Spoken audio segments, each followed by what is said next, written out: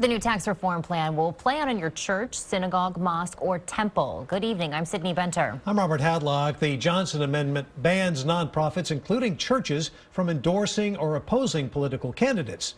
The new House tax plan would repeal that. Senators are also considering it. KXAN's political reporter Phil Prazen takes an in-depth look at the debate in D.C.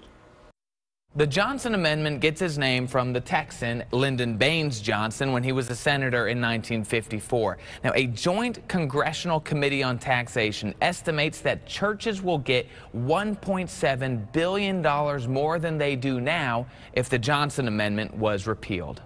Is you have pastors on their own private property in their churches that from time to time simply want to inform people about what they feel about issues that are being voted on at the ballot box or someone that's running for office. Jonathan Sines is a lawyer with the nonprofit Texas Values. He joined a group of pastors who sent this letter to D.C. asking for a change. Restricting the First Amendment a lot of times and shouldn't be. And so I think the effort now is just to strip this language out. Religious groups, however, are split on the issue. Corporate donors can give money to me to speak about fracking, and it's not accountable and therefore not limited. So, and plus it's tax deductible. Reverend Jim Rigby at St. Andrew's Presbyterian Church worries repealing the law would allow big donors to funnel money to candidates that won't be traceable to the IRS. The Supreme Court ruled money is free speech in America. I think who loses is democracy, but I think who wins is vested corporate moneyed power. Congress will have to decide whether to include the change if they send tax reform to President Trump's desk. Phil Prazen, KXAN News. Many 501c3 nonprofits currently have to separate their political work into 501c4 operations. Getting rid of the Johnson Amendment would scrap the need for any separation.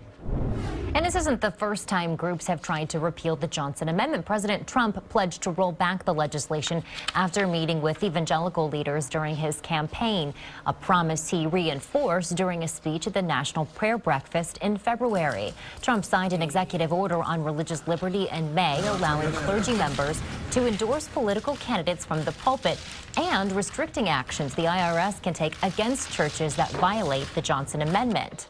But the Johnson Amendment doesn't just apply to churches. Any tax-exempt nonprofit falls under its scope, including most charities and private foundations across the country. Their mission can be religious, scientific, educational, or public safety oriented. If you want to check if the charity or organization you're donating to is registered, you can find a full list on the IRS website.